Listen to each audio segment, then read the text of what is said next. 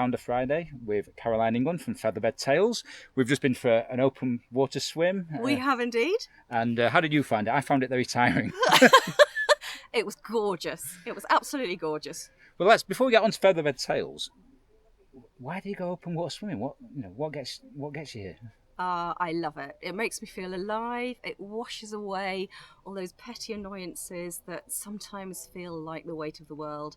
It's great exercise, and I just love being outside. Connects you with nature. Brilliant. Well, I have to say today I don't know what the temperature is, but it's probably in the 30s. So it's very, very refreshing. It's very refreshing today. But on other days, maybe not so much.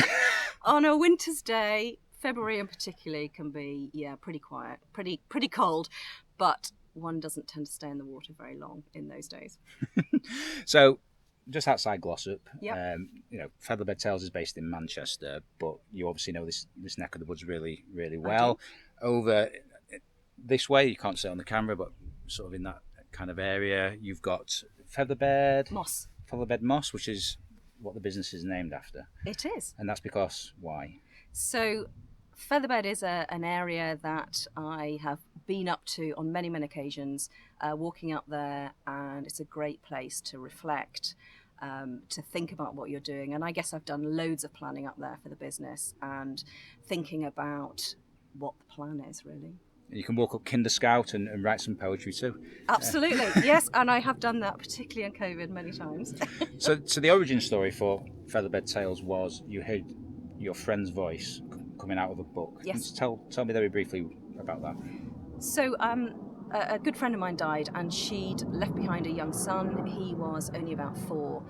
And one day when I was tidying his bedroom, I came across this photo album, and I opened it, pictured my friend, pressed this big button, and her voice came out saying, "Hello, I'm your new mummy." And it was the book that they made when they adopted him. But it was a magical moment. It connected me to her, and it made me realise how powerful the voices are of the people we know and love. So you created a business around that, and so tell me a little bit about that first sort of year in business and the product that you created. So that first year was quite challenging, finding the right software partner, trying to do that on a shoestring, which wasn't going to work.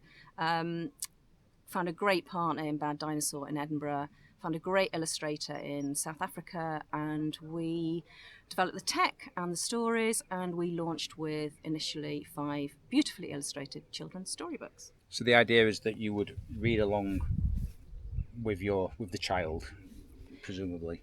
Initially, we thought it would all be about people who were separated from their children or grandchildren being able to record a story that they could listen back to. But we found quite early on that there are lots of different ways that the stories can be used. So really great for children's early language, early years development. Children love playing with tech, and they also love hearing themselves recorded. So that was sort of really where we started.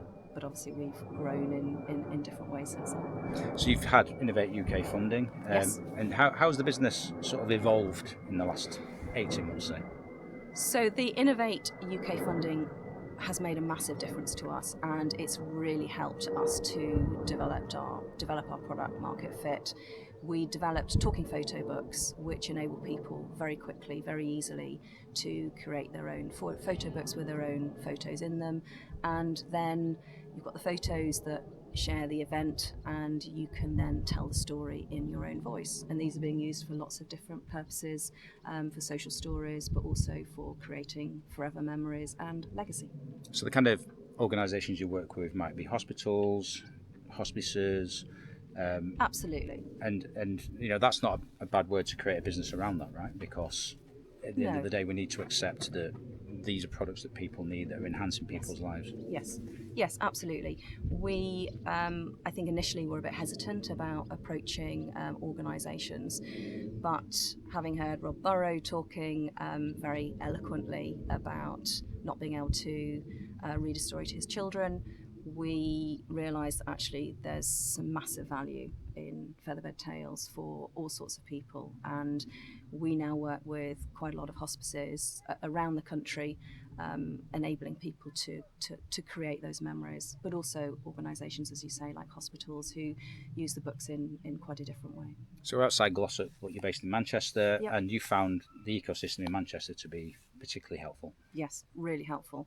I think the people are amazing. There are so many people willing to give up their time, their knowledge, and share their perspectives, and just to be an ear to listen to.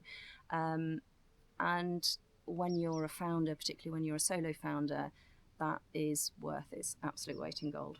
Also, you need to take that time away from the office and from work, and you're going to be swimming Lake Windermere later in September, is it? September, yes. Are you on track with the training? I think so.